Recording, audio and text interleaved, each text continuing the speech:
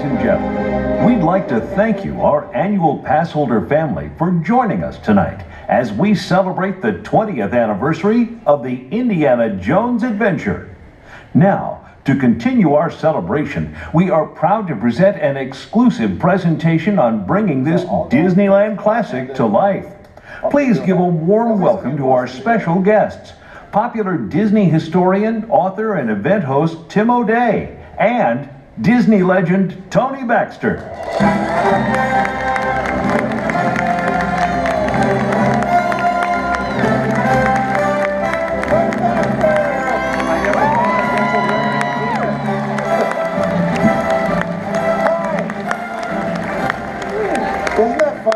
To that music? Yeah, it is. It brings back a lot of memories, you know. Wow, I'm looking out here. Look at all the fedoras. Look at everybody. The whips. There are a few. Okay. Yikes.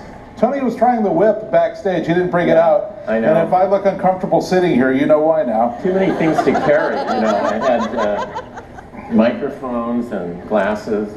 Yeah, we have to get comfortable. Don't mind us. Yeah. How's your night so far? All good?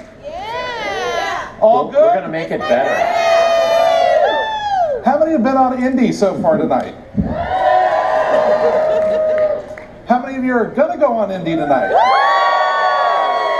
That's what we like to hear. That's what we like to hear. Now, I am sitting here with a bona fide, I never knew what that word meant, but it's really fun to say, bona fide movie fan. Yes, I am. Absolutely. The largest collection of Blu-rays and DVDs, I think, in Anaheim. We were just talking about your Blu-rays, that they're now shiny Frisbees. No, those are Laserdiscs. That's right, Laserdiscs. Yeah, I have those too. Yeah. So, and amongst your favorite movies? Well, I think it would have to be Raiders of the Lost Ark, which I think the day we saw that, we snuck out of WDI. It was in the afternoon, and they were having a sneak preview we found out about over in Pasadena. We had to sit through Excalibur, which was interminable, and we were sailing popcorn boxes. I liked Excalibur. Well, when you knew you were going to see a Spielberg-Lucas film, after that was over, it was hard, and I'd seen it already. Oh. So after the Indy screening, we sat there numb in the seats, and we just thought, I remember we said, what if that was a Disney film, and what if we had a ride vehicle that could deliver the impact and the energy that the film had? And then we looked at each other. This was Skip Lang, who became the art director, and myself, and we just said, well, that'll never happen. Go figure. Yeah, go figure. Yeah, right. Go figure.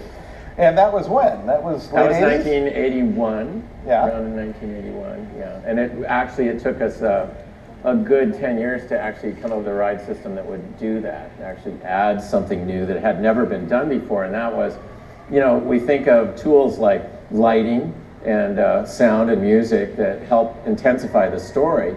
But the vehicles, pretty much like Small World and The Haunted Mansion and Pirates, they just flow through and they don't really add another dimension to the emotional impact. But when a snake comes out at you in Indy, you know, the whole vehicle gives you an emotional reaction to it, so that was cool. So we were talking earlier about when people talk of Indiana Jones, you kind of have preconceived ideas of what that is. Well, you know, we come to you folks and to get, not for the answers, but to make sure we're on the right track. And we found a fun little piece here that was from that era where we went out into Disneyland and asked Dave visitors that back in that era what they might see or expect to find in an Indiana Jones attraction if we'd built one. And we're going to let you see some of that. Yeah, pay very careful attention to these answers. Yes. Some might repeat, others are different. Yes. We'll leave it at that. Let's watch. If you were to build an Indiana Jones ride at Disney, what would you expect that to be? Oh, through caves and slide. Horrible things happening. But it'd have to have that thing with the big rock rolling down the little chute. Snake fish. How about that big ball? That big rock? You know that scene in the first Indiana Jones where that big huge ball? I don't know. Well, it'd have to have snakes, bugs. Going through where he has the big ball rolling after it. I like that big ball that comes out like snakes. That's Rob said. Things that roll at you and just really bonfire, but when you really go in and spawn things like something. We'll have to have the snake pit. Right? Enslaved children. Anything else? No, that would be enough. That would be enough for us, yeah. Well, you know, we were pretty good. We got most of those in there, don't you think? You know? How many of you would have said enslaved children right off the bat? Yeah, right. Okay, for those, no, keep raising your hand. Who said that? You can go now. This is Disneyland. Yeah, this is Disneyland. So here's a rendering done by Brian Jowers that shows you just about everything, the kitchen sink included. And I guess, how do I do this thing? Oh, I got it. Okay, well, I'm going to point it. You just point I lessons don't want to advance though. right there. Okay, the little Lessons in lasers, right? The little All star. right, so let's play Where's Waldo in this. You know, we had no budget at this time. You get to play at first where they say, do what your heart's desire. You know, this is a fun time. So you can see the Jeep right there, or excuse me, the Troop transport. Yeah. We do not have an official deal with the Jeep people. Yeah, right. Tony, don't say Jeep, Tony. Yeah, right. Don't mention the Jeep people. Okay, now, if you really look hard, you can see the Jungle Cruise going through the ride in the middle here. Wait a minute, and this rendering is so authentic, you can actually hear the train. That's right. There it is. Right there. So It's imagine amazing. that noise, and it would be traveling right through that upper level. And then the most obvious one of all was the mine car ride, which you could see in the loop running right through here. Wouldn't that have been an amazing thing to do? Okay. But you like the one that's here, right? Yeah. Get them all excited. I know. You know, it was a fun time. Yeah. Move the slide. Yeah, next. Okay, so we were doing a little project at the same time that we were doing Indiana Jones. It was called Disneyland Paris. How many have been to our park over there? There's a few. The people Okay. who also like enslaved children. Very strange. Yeah, they were over there. Now, Herbie Ryman had finished all the artwork that he had done for us in Paris, and he said, I have some free time. What would you like me to do? And we said, well, we're really hoping we can get something going with Indiana Jones. So this was just about the last artwork that Herbie ever did for Imagineering. And here are 3 pieces. Before we even had an idea of what it was going to be about, it was just that with the Star Wars licensing with Lucasfilm, we also got this guy thrown in. And truth be told, I like kind of Indy better than Han, but that's me. Oh, I didn't hear anyone applaud. So. You're all looking forward to next year's treat, huh? Woo! All right. Boy, you know, it's 9 o'clock. They'll get excited about anything at 9 o'clock. Okay.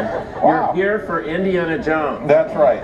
Well, let's talk about this next rendering, which Yeah. I had never seen before. Very, very odd. What is this? Yeah, Explain okay, to this us. is the Fountain of Youth. We began playing around with why is everybody going to this temple? What is the point? And so we started thinking about what are some of the great things of mythology that would motivate the guests. And the first one that came to mind was finding the eternal youth, the Fountain of Youth. And so this is one of Brian Jowers' early on concepts for that. And if you look, again, where's Waldo time? If you look up there, there's Indy with a torch looking down on the scene. Alex, who put this show together, Alex Williams, pointed that out to me, and I said, I don't think I remember seeing that when we did it. Now, at this point in this rendering, Yeah. the guests on the attraction are kind of passive. Yeah. They're not really engaged in the No, and attraction. if you go to the next one, I think you'll see another example of that. This was before we had developed the idea of having Mara, that you actually threaten her rules. In this case, we just watched Indy do what he did in the film, and this is a sketch, a very beautifully done sketch by Brian with the Thuggies, and we kind of mixed the first film and the second one, Doom, together. And we have Indy taking the idol off the plinth and setting into motion the cacophony of things that would come after you. But it's also kind of a book report, and I'm not a fan of book report rides. I like it where, like Peter Pan is my favorite early ride, where you leave the bedroom and come on everybody, here we go, and you experience the adventure and it's happening to you. And so we did this, and it sort of told us, you know, we really need to find a way of having the guests be responsible for all of the calamities that occur. So, you know. So it's their fault. Yeah, it's your fault. Okay. Well, let's talk about this a minute. You touched on something interesting. I think a lot of people think if they're familiar with the Indiana Jones films, and they go on the attraction, they seem to think that the attraction is based wholly on the second film, The Temple of Doom. No, it's mostly based on the first film, in one way or another.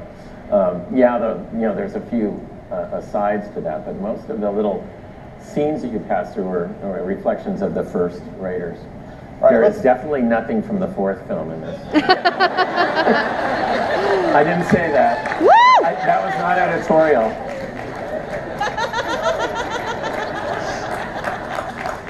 There's so much I could say right now, but I'm not. Okay. I'm not. But so that he just killed that internet rumor of the re-theme of the Indy. No flying saucers, no aliens, no crystal skulls. Right? Right. Okay. Okay. Moving on to our next slide. Yes. So after you get a few really cool ideas, they get antsy to figure out how it fits in. And Adventureland is the smallest footprint land here at Disneyland. And we were about to put the largest ride that's in the park in that land. And so how did it fit? And as we showed you earlier, we're still on the idea that we'd integrate the Jungle Cruise and the train ride around the park and the looping coaster and then the troop transport.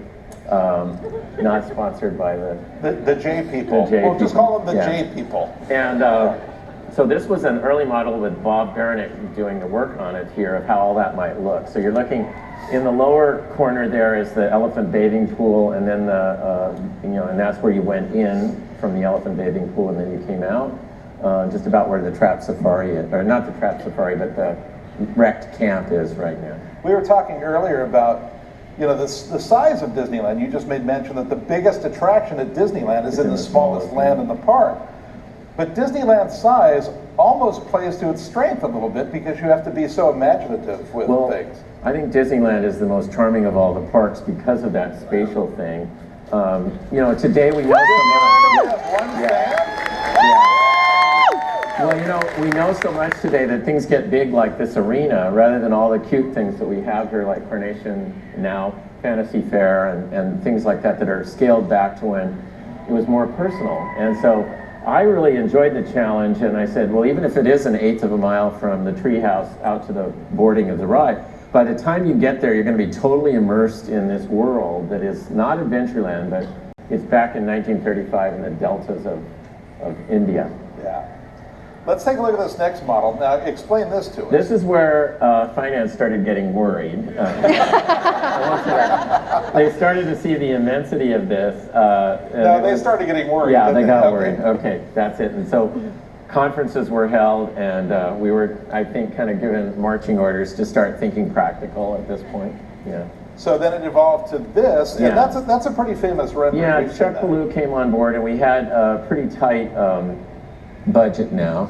And so we started saying, okay, what is it we can really do? And so this was, I think, the rendering that locked in what you all know to be the queuing area, the exterior, the facade. It's really minor for such a big attraction, to have that tiny little temple. And I love that it's rather unpretentious. And then you keep going and going, and it gets bigger and bigger, and finally you're in this enormous thing. So in a way, I think it's actually more innovative than if you'd seen a big thing where it really pretended to be what it is. This way you'd have no idea.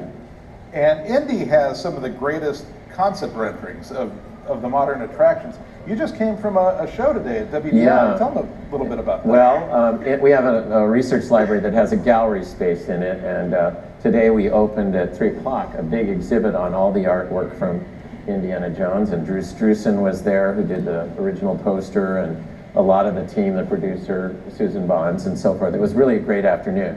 So if I'm a little hoarse tonight, it's because I haven't seen you in 20 years. There was a lot of that going on this afternoon. But it's a great exhibit. If you know anybody that works for the company and you can weasel your way in there, it's worth seeing. You didn't hear that from Tony. No, Tony just didn't say that. Yeah, I will be told not to say that at the second, Look, all of a sudden the tent looks like the cone of silence. Yes. My microphone isn't working. That's right. Let's take a look at some of the other renderings. Yeah. Mm-hmm. Okay, you all know this room, and it was establishing the idea of how do we make people comfortable with waiting in line 2 hours? And I thought we need a gift or some way of saying, if you wait in line, you're going to get a reward that makes it worth waiting in line for 2 hours. So I thought, all right, let's go through all the things that would change your life for the better that you'd be willing to put 2 hours in on. I thought limitless wealth, eternal youth, or getting views of the future so you could bet on the next World Series. That would be pretty neat, you know. So I would be willing to work 2 hours in line to get those. And so we created that way. The only thing we had to do now was come up with some reason that nobody could ever get those things, or we'd be out of business pretty quick. So we created this area that's, you know, really, I think, worked very, very well in confusing people as to what was going on. I remember the internet, when there was an internet or a buzz on it, where people were writing in saying, I've been to the, you know, the future knowledge and I've seen the wealth, but I've never seen youth, you know, or whatever. No, I've been in that, but I haven't been there. So it was really intriguing for people trying to figure out how we had pulled that off. But this shows you some of the designs of how that experience would be reconfigured depending on what door you had gone through. Yeah, I never knew that area of the attraction had a name, the Hall of Promise. Right, yeah, exactly. It sounds very intriguing. Sounds good to me. Just like troop transport. Yeah, that's right. Now this is just indicative of course, someone in your car of 12, and you know, this way you can't see their faces so you don't know who it is, but I can guarantee you that every single troop transport that's gone past Mara, one of those 12 has looked into the eyes. Because, all right, so how many of you have looked into the eyes of Mara? Okay, all right.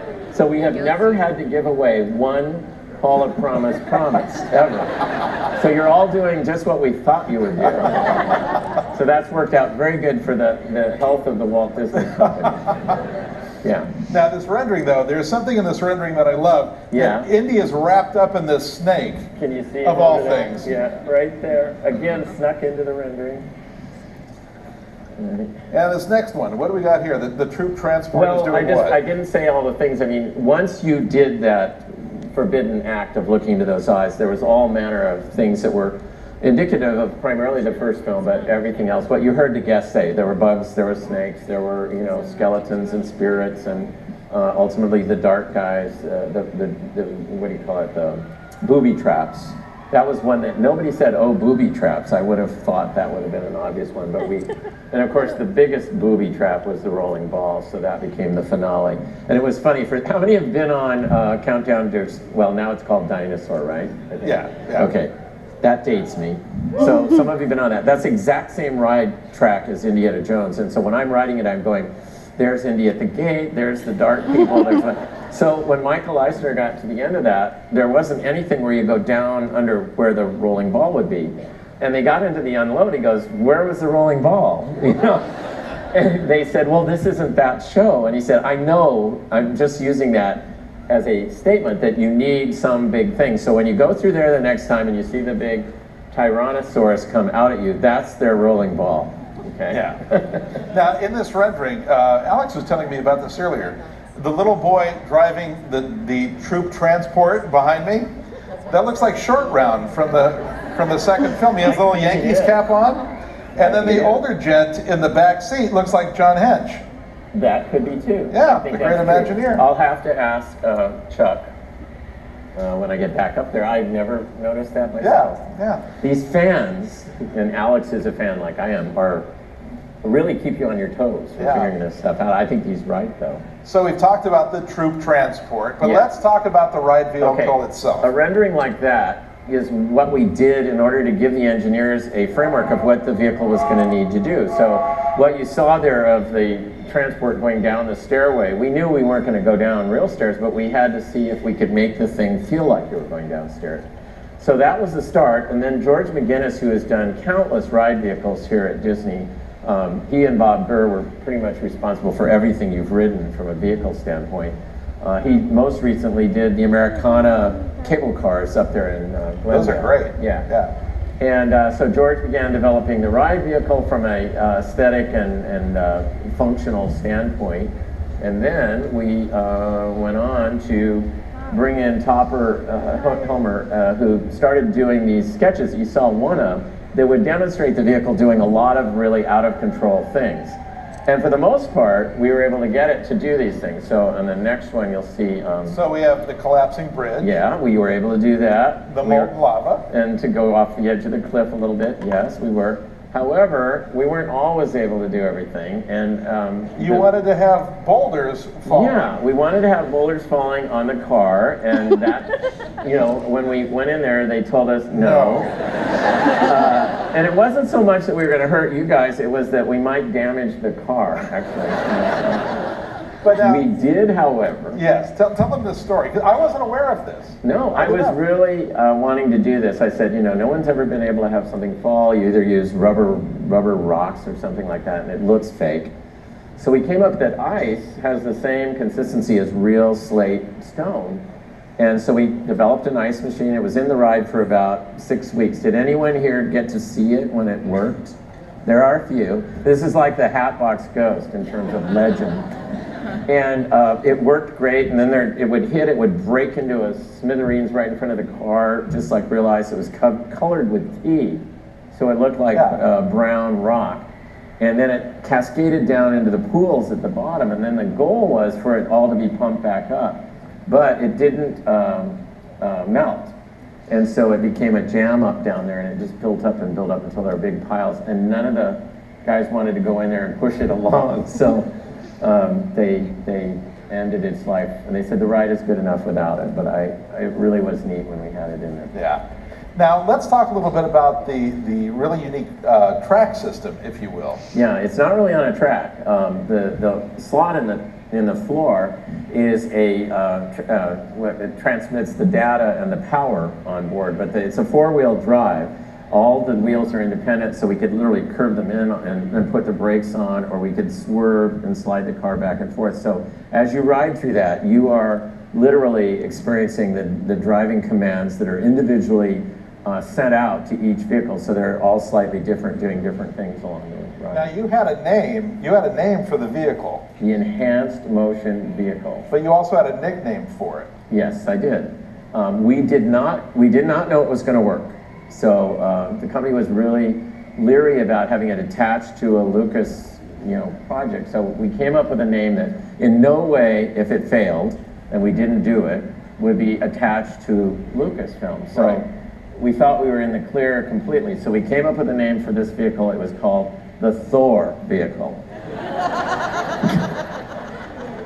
And you can meet Thor over in Tomorrowland.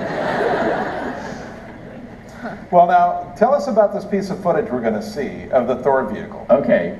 Before we could prove it out from an engineering standpoint, a bunch of us that are just closet engineers jerry-rigged a thing where we bought a truck and we put a off-the-shelf mall-type simulator. You saw these things in malls where you'd pay $5 and you'd watch this little video while you bounced around. And so we bought one of those, put it on the back of a truck, and then put cardboard framework on it so it would look kind of like the Indy Jeep. And this is what you're going to see right here is the Thor vehicle, phase 1. All right, let's take a look. The computers are riding behind the Jeep on that little, that little following cart. And now, in terms of your life, in this case, it was based on the Jeep, the enhanced motion vehicle, being able to follow that white line painted on the ground. So there's no slot in the floor or anything. It's just following a white painted line, like a little robot. So the computers are really in the back on that little trailer? Yeah, that little cart. And we blindfolded people and we played Sala's voice saying, "Oh, Indy, we're about to go over the cliff." And it was so convincing that after writing that, they gave us the go-ahead to go into production on it. Wow. So that was the deciding factor. That's really cool. I'd never seen that before. Yeah, that was neat. it was fun to ride, too. Sure. Just saying, please follow that white line. Please. Yeah. Don't turn left. Don't turn left. Yeah. Well, now let's talk about the vehicle technology and the programming of it. Yeah, well, once they spent 18 months up in Valencia in a secret warehouse building about a half a mile from a little theme park that's up there, that's been around, and Six Flags. Yeah, something, yeah. And I remember when it was perfected and they were confident it would work here from 8 in the morning until midnight every day, Michael got off of it, Michael Eisner, and said, we should go put flyers in the parking lot of that other park and tell them there's a better ride right across the freeway here than anything they've got. So that was kind of a neat feeling there. After that point, then we went into actually the show work, and the vehicles were brought down here, and you can see Dave Durham sitting in the back, right-hand seat there of the third row back. That is definitely the roughest seat on the ride, and that's where everything was programmed from that seat. And Skip Lang, who's giving him a sidewalk superintendent way of, telling him what to do. Every single thing that you feel, the first thing that was put in was the road noise. So the little pebbles and things that you're kind of rumbling over, they laid that bed in first because it's glass smooth. It's just like this. And so each thing was added, and I think David told me he wrote it about 2,000 times before he got all the inputs into it. Yikes. Yeah. Mm-hmm. Well, talk to us a little bit about this architecture. You mentioned it before. Mm-hmm. Well, it isn't specifically any one film. This is more like the Delta region of India. Uh-huh.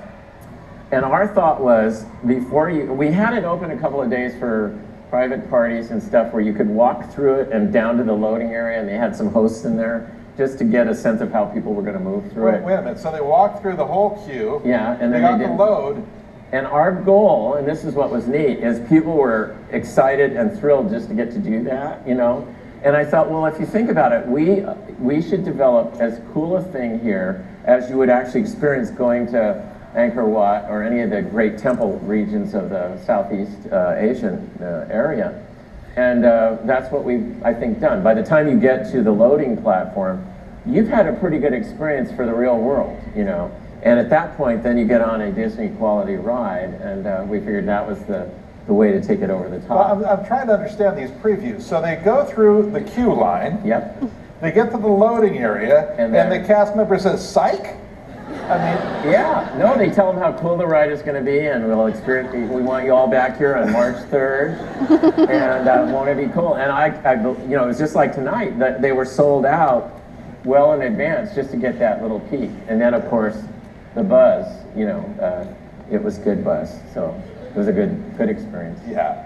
We were so excited to see people in there, Let's talk about this little relic here. Yeah, this is kind of controversial. This is, in blood, this is the actual vehicle that was from Raiders of the Lost Ark. It's got all the accommodations for the stuntman to go underneath the vehicle, and you can see that brand that's a German car manufacturer that's not Jeep. That's not Jeep. Yeah, and they're really cool vehicles. It's been broken off by Harrison Ford, and to further this, there's a little golf ball right there. Now it'll be stolen now that I pointed it out to you. That you would only do if it was a movie prop. But when Steven Spielberg came out here, he absolutely was obsessed with the fact that it wasn't the one from the ride, but we picked it up in a prop shop in London and had it, shipped back here to the States. So it's all made out of movie prop things. There's nothing about it that's a real truck. So, I hate to disagree with a legend, but there you are. It's the real one. So don't try and jump in and have it turn over. It's not going to start. No. All right, let's move on to the Maraglyphics. Yeah, and you all got a decoder card, I think, tonight. And that was courtesy of Alex's great idea to bring that back. So the middle sign there says, "Beware of the eyes of Mara." And we sort of set up in that mural there the three opportunities that the temple brings to life. And then over on the obelisk, this is the obelisk of doom, which shows you all the terrible things that could happen if you don't obey the rules of the temple, and of course a few people don't. And that great footage that we showed you at the beginning, you saw the bit about the two fountains there. So I'm not going to tell you which one brings life and which one is death. So of all the fountains in Disneyland, this is probably the one you don't want to drink out of. Nice meeting half of you tonight. Yeah, right. Now, there's also kind of a cool thing on the wall behind the obelisk. Yeah, if you look closely, there's a lot of initials of team members. But the one that always puts a lump in my throat is the last one is a FW in Maraglyphics, and that was for Frank Wells, who had passed away right about that time. And that was our little aside to Frank. Yeah. Now we have a real fun piece of footage that, again, I wasn't aware of. I hadn't seen before, which is kind of cool. But you attribute this to when you were going through your Sunset Boulevard phase. Yes, this was in the show early on, and then to accommodate more intense information about safety, we had to trim it. So they took this out. But I was really into the musical Sunset Boulevard. I don't know, this Norma Desmond thing and whatnot. So Pam Fisher, the writer, listened to me ragging on about this play, and so she wrote this Nora West character into the pre-show. So you haven't seen this for about 10 years now, I don't think so. And also listen to the prediction about Major League Baseball at the end. All right? Let's take a watch.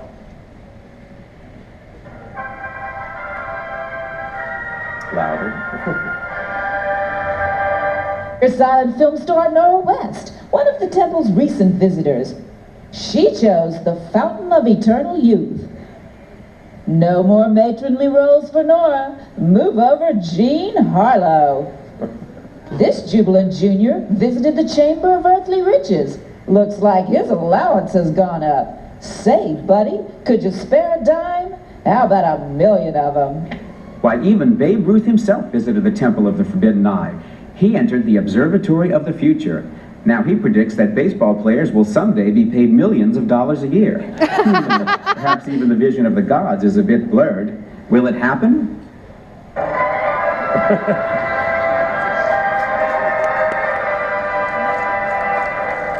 Oh, that Babe Ruth. What a prognosticator, that guy. It'll never happen. It'll never happen. No. Now, talk to us about Mara. And you mentioned earlier about, you made it impossible for anyone not to look at her. Right, exactly. We had to. I would have had my neck wrung if we had to pay off on any of those things. So we've got a fun little thing for you here. We're going to take you through the animatic. Explain to everybody what an animatic is. An animatic is, in those days when there wasn't digital and CG and all of that, we actually had to put a camera down in the models and move it through so you get a rough experience of what the ride would be like. You're going to hear Eddie Sato's voice, I think, narrating this, who was working with us early on, and he's just got a great speaking voice. You know him with some of the train announcements here at the park. Now arriving from a trip around. That's Eddie. Yeah, and so he's going to take you through the ride, and if I have something to comment about on it. And remember, this was to set up, to see if it was working in terms of a story thing and getting across the idea that if somebody has really looked into the eyes and we're stuck now trying to escape the temple. All right, let's take a look.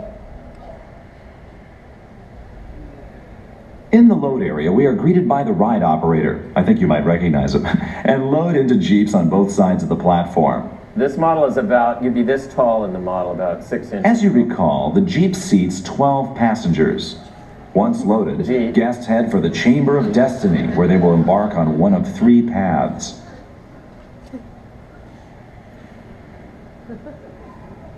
Icons above each door clearly show that the Jeep ahead went through a different door, either the path to future knowledge to your left, or the road to youth to your right. Here we go through the center door depicting wealth. The idol at the end of the Hall of Promise will again be lit according to the door you pass through. The eyes explode in a fit of anger as someone has looked. Control of your vehicle is seized by the angry spirit and plunged into the Tunnel of Torment, which features a lightning decay special effect. This is the transition point. The entire feeling, character of the ride changes from a Jeep tour to a wild adventure. We also transition from white to black light.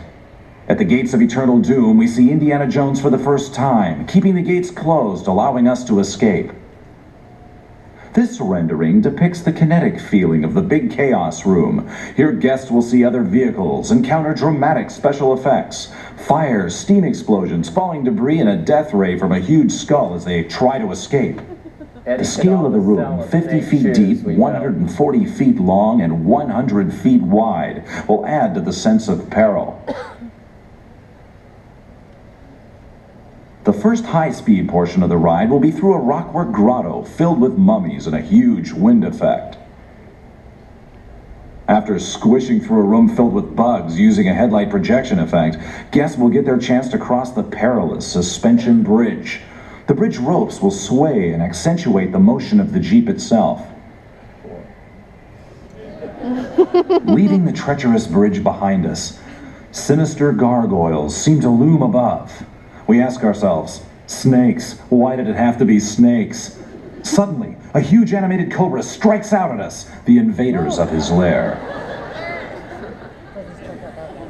Sliding wildly down an eroding bank, we enter the candlelit interior of the giant skull. Racing past the lava pit, we enter the dark rat cave, where we will use the motion base and steering of the Jeep to its fullest extent, prior to bursting through a projection of rats jumping into the vehicle. We blow through a crossfire of poison darts into a narrow cavern. Here we see Indiana Jones dangling overhead. Suddenly, the giant ball is revealed, rolling toward us. To avoid it, we reverse, and then dive beneath the rolling ball through a collapsing floor. Amidst a haze of dust and rubble, we survive, only to see a tattered but triumphant Indiana Jones exclaim, "Tourists, why did it have to be tourists?" We laugh and hear the strains of the Indiana Jones theme as we move into the unload area.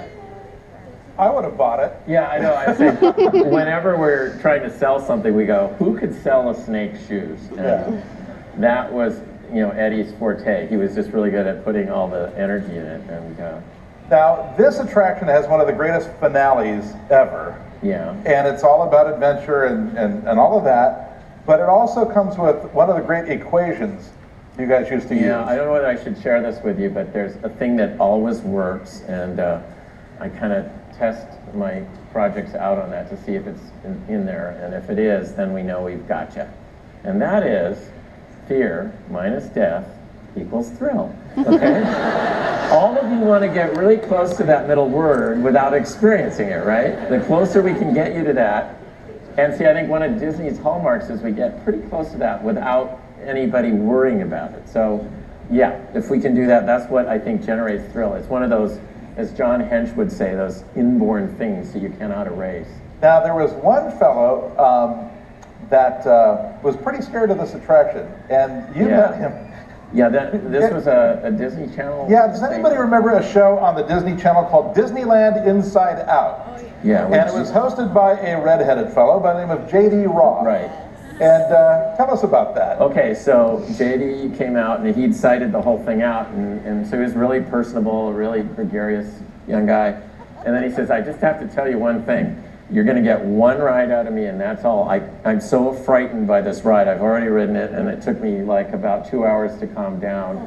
I think I can go through it one more time. So while you're watching this footage, I'm worried that he's going to lose it in the middle of the ride, and he's worried he's going to lose it. So, the best thing is watch JD's face. He's faking it all the way through, but watch Tony's face watching JD. Yeah. And there's one particular moment in this video where you go, somebody's going to lose it. Yeah.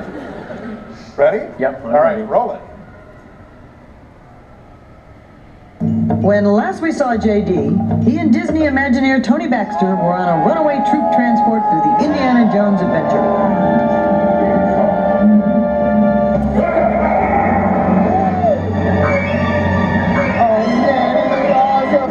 One of the most amazing things about this ride is you never take the same trip twice. Computers actually decide your fate, changing the effects you experience every time. Okay, so there's fire up here. That's right. We've got fire, we've got falling rock, and it all has to happen every 18 seconds. You're kidding. There's someone else right behind us. All these things have to happen in a movie. It's only one. And we're moving Here pretty from fast. 8 in the morning till midnight, every 18 seconds, no matter what you're doing, something in here is happening. It is an incredible ride.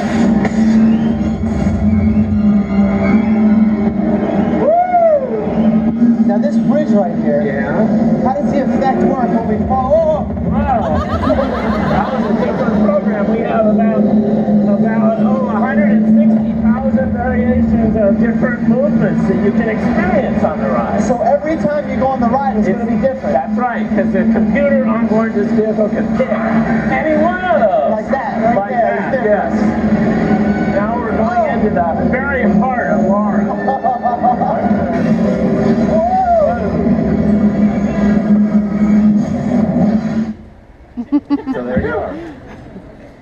Tony, talk to us about bringing something like this from just the germ of an idea to reality.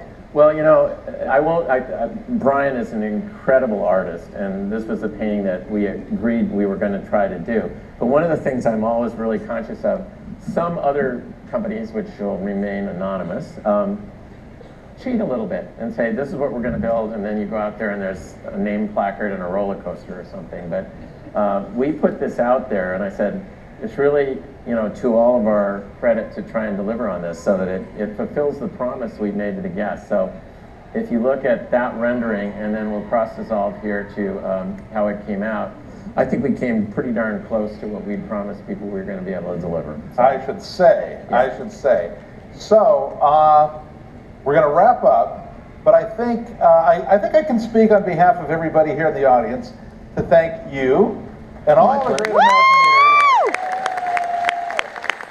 Your terrific team of Imagineers who brought Indy to life here at Disneyland. And, well, if adventure has a name, it's Indiana Jones, right? So thank you, everybody. We're going to leave you with one last clip, and we hope you have a great night tonight here at Disneyland. Thank you. Now dare to cross forbidden boundaries to the ultimate adventure.